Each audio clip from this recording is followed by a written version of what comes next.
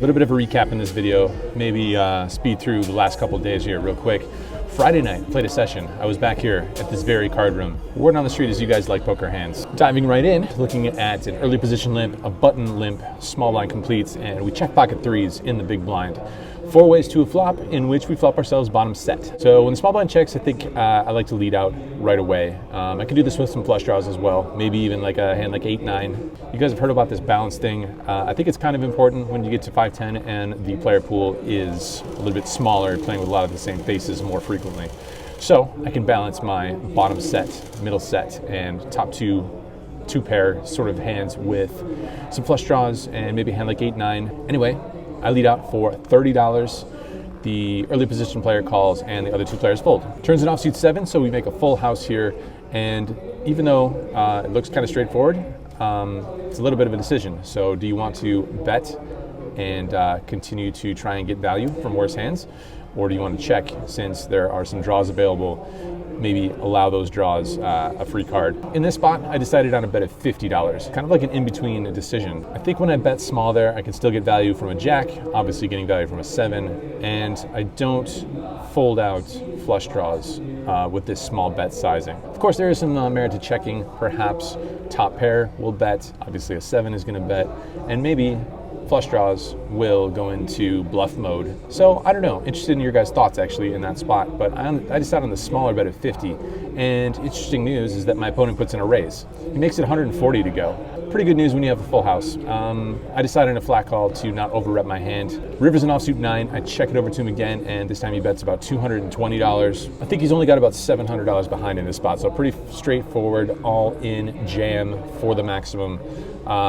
He looks at me a little bit and thinks for a second, but he decides on a fold. So would be interesting to know exactly what he had there, whether he did have top pair or a 7.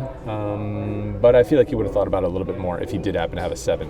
Anyway, mostly happy with my line there, but some different options available there on the turn for sure. In this next hand, there's an early position limp, a reg player in the cutoff who raises it up to $40. I look down at ace-queen offsuit in the small blind. Now, of course, the low variance route is to just flat call here versus a regular, but the player in the cutoff, he could have a pretty wide range here, and playing out of position with an offsuit Broadway type hand is, I don't think, very optimal. So I like to put in the 3-bet here versus what should be a pretty wide range. The cutoff should be ISOing the limper, I think, fairly regularly and with a somewhat wide range. So I decided to put in the 3-bet, make it 160 to go. Limper folds back to the cutoff, who puts in a 4-bet. It makes it $400 to go. Not exactly the ideal situation, especially because this gentleman is watching a movie on his iPad with Bose headphones on. That's right, this is the person I decided to 3-bet with ace-queen offsuit from out of position. Yeah, not ideal. Don't do that. In this hand, we're at a new table. We are on a main table, no longer at a must move, and different lineup now. So when the cutoff raises it up to $30, he does not have an iPad in front of him, and I look down at Jack 10 of diamonds in the small blind. Same concept as before, very playable hand, and don't want to just play out of position. Seems like a pretty good hand to balance some stronger hands with. So 3-bet, $120. The player in the big blind attempts to call the $30 raise. Dealer tells him it's actually 120 now. He thinks for a while, and then he decides to call the 120 anyway. The initial raiser folds, so heads up to a flop. Flop comes down ace-8-3 with 2 clubs and 1 diamond. Not too bad of a flop. Should favor me with the ace-high board, and we have some backdoor possibilities. So, c-bet time. Don't need to make it too big. I bet $110. And my opponent makes the call. Turn brings in some of those possibilities. It's a 6 of diamonds, so can't slow down here. Put in another bet. I bet $230 this time. Once again, my opponent makes the call. So looking for some help here on the river, or gonna have to consider firing that 3rd barrel. Luckily, we find the help as requested. 9 of diamonds makes us a flush. Dreams do come true, fam. We decide on a sizing of $510 here on the river. I think it's actually kind of an exploitive sizing here. If I was bluffing, I think I would have to just rip it all in for maybe double that. I think we're somewhere around $1,000 effective here on the river. I think I would have to go for the max fold equity. Probably have to empty the clip, but it's always nice when you don't have to do that. Choosing a little bit of an exploitive sizing here, just trying to get value from a perceived recreational player. So $510 it is, and my opponent decides to make the call. We go ahead and show, and my opponent exposes his hand. He shows us ace-4 offsuit. So even though he does have the birthday hand, January 4th, this guy's birthday, turns out it's no good this time. Next hand one is definitely a fun one. There's an early position raise from a reg to $25, slightly tilting, but is what it is. The button calls, and we look down at king jack offsuit in the small blind. I think we could probably just let it go, but $25, just tilting. So I go ahead and make the call. And the player in the big blind is a friend and also a regular, and he says something along the lines of, "I can't resist," and tosses in the call as well, which that little comment will come into play a little bit later on in this hand, actually. So keep that in mind as we are off to the flop. 4 ways, which comes down ace high. Action checks all the way around. Turn is the 3rd diamond, I believe, and it is a 10. I check it, and this time the player in the big blind puts out a bet. Not a big bet, that's $40. Initial raiser folds, button folds, and it's back to us. I decide to peel one off here. Maybe not ideal, could probably just let this go, but 2 factors here. 1, we could have the best hand. 2, we have a draw. And 3, that comment that he made when he made the call. Heads up to a river card, which is an offsuit 9, and I decide to check it over to him again. This time he bets $50. So a little bit iffy, the situation. I was actually hoping he was going to bet more there. I feel like if he bet more, it would feel more like a bluff. This feels like he's going for value. But all things considered, the offsuit 9 is about as good of a card as you could ask for here, considering that sometimes you could have the best hand on the turn and none of the draws complete on the river. So price is right. Feel like we're just going to get value towned here a bunch, but I'm a sucker for a good price. So I toss in the call, I say Merry Christmas, and he announces 5 high. Always sweet to find a win with the king high, especially versus a friend.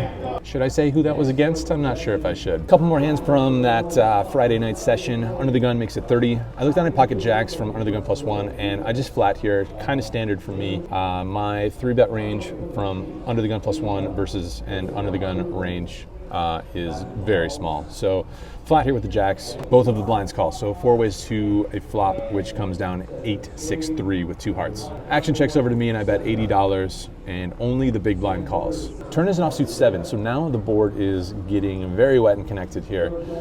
So when the big blind checks to me, I think I need to size up pretty decently here. I decided on a bet size of $280, which I think is just about the pot size. A little bit of a weird situation there, because if he decides to jam it all in, or put in a raise, I'm not going to love it. The player in the big blind is a good player, studies the game. I know who he is. The board, I think, favors him a little bit.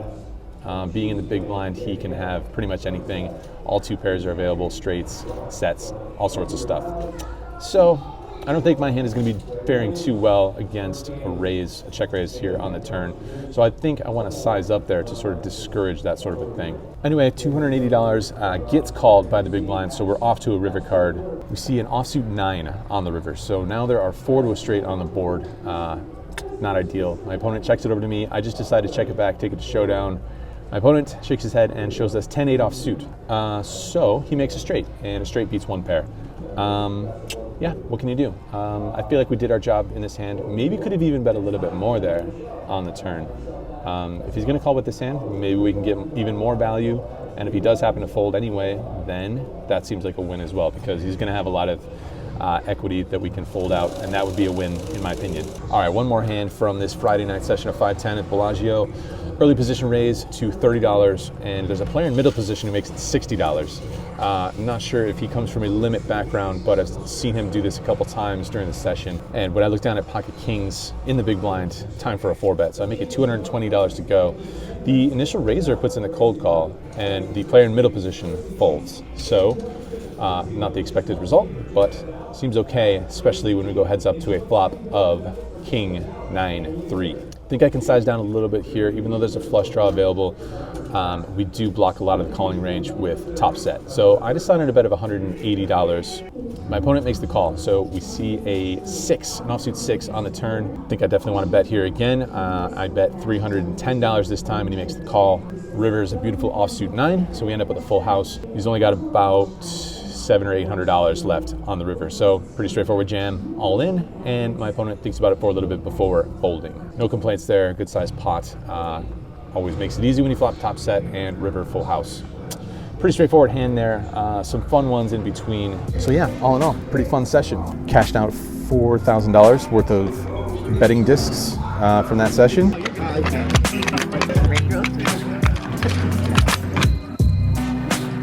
Saturday, went back to block 16 at the Cosmopolitan, and I need to report to you guys that I failed you. I made a massive error, and I failed to report to you guys that there's actually a hidden gem at that location, block 16 at the Cosmopolitan. I was not aware of it at the time, but there is a hidden bar.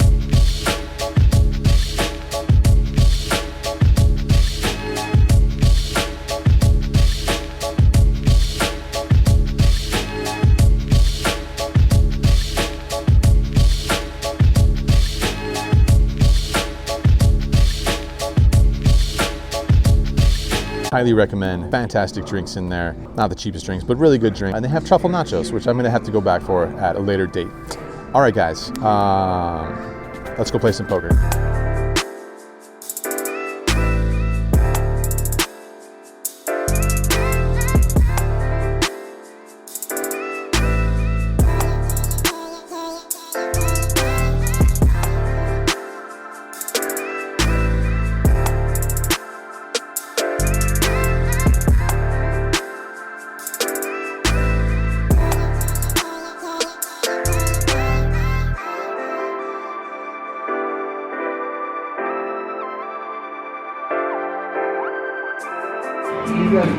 All right, team, how'd we do? Who's we? If we are Andrew, pretty good. Good in life. Good in life. Always good. Always good. So yeah, it was a good session for me again. I had a good session on Friday, had a good session today. Probably not gonna go over hands right here. We are just gonna wind it down here with a beer and some video poker. Just come back to you guys very shortly here with some poker hands that will give you guys a sense of how this session went.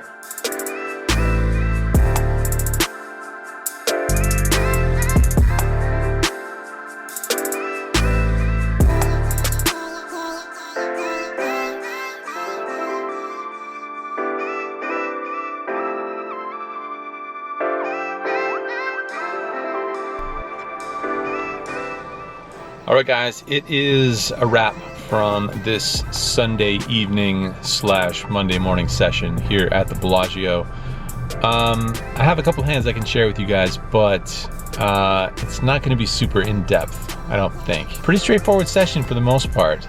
We found some run good, and there's not going to be a lot of suspense or drama here. We had a good session, so just a couple of big hands that will give a good sense, good description of how the session went. In one hand, there was a straddle on and an early position raise to $60, a middle position call, and we looked down at ace king off suit in late position. They go on a 3-bet here. The player who raised was not playing super tight, I wouldn't say, and he has a lot of money, so trying to build a pot here, and I go ahead and 3-bet to $240. Only the initial raiser calls, so heads up to pretty favorable flop for the ace king. It comes king king 10 rainbow, checks it over to me, and I think we can size down here. Definitely favors us as the 3-better pre-flop. There's some straight draws available, but no flush draw on board, so I don't think we have to bet super big here. I think we can balance our c-bet here with a couple of bluffs. So I go ahead and bet $150 after he checks to me. The early position player, my opponent, he puts in a check raise to $510. It's pretty interesting because I wouldn't expect him to be doing this with any hand really, other than a hand that's super nutted like king 10 or pocket 10s. So with those factors in mind, I don't think there's any point in doing anything other than flat calling here, allow him to keep bluffing if he is in fact bluffing, and if he has a better hand than us, then it's just going to play out pretty straightforward. So I go ahead and flat call, and the turn is an offsuit jack. Not the best card because his value hands that he could have here, such as king queen or king jack, this one improves some of those hands. The thing is, we're just never going to fold in this spot ever. not even after he goes ahead and jams all in here on the turn card. It's a snap call, it's pretty straightforward, and the river brings a brick offsuit 5, I believe, and he says, you got it. So I just go ahead and show. That's my standard. I don't try and make people show. If it's somebody that I don't play with that regularly, I'm not sure if he is a reg or a recreational, but I definitely don't have that much history with him, not that I can recall anyway. So I go ahead and show, and he mucks. So yeah, we win a bunch of money in that hand. In this next hand, there's an under the gun raise to 30. There is one call, and we look down at pocket queens on the button. Obviously a premium hand that we want to 3-bet here, so I make it $140 to go. The big blind in this hand puts in a 4-bet to $530, and it folds back to us. This is actually a semi-interesting spot. We are $1,500 effective, and normally this would be very close. Because we're facing an under the gun open, caller in between, and I went ahead and 3-bet an under the gun player. And now the big blind, he goes ahead and puts in a 4-bet from out of position. So it's a little bit tricky sometimes, but the difference in this hand is that this player hasn't been running good in this session. There's some other factors involved too when you have pocket queens in this spot, I think. It's tough because normally I would flat call here versus a 4-bet, because I think a standard range will include aces, kings, ace, king, and not a whole lot else. Maybe jacks. Although I think pocket jacks might flat here a lot of the time. So if we go ahead and 5-bet jam all in, we are getting in against a range that we are doing so-so with, not amazing. Perhaps there are some other hands that the big blind can have here. Maybe there's like ace 5 suited, ace 4 suited. Maybe there is like an ace queen or ace jack hand in the mix here that is putting in the 4-bet bluff. I don't think it's super ideal to flat call here, because what if the flop comes king high and he does have a hand like ace jack or ace queen or ace 5 suited or something like that, and he goes ahead and puts out a c-bet. There's gonna be a lot of situations where we're not sure what we want to do.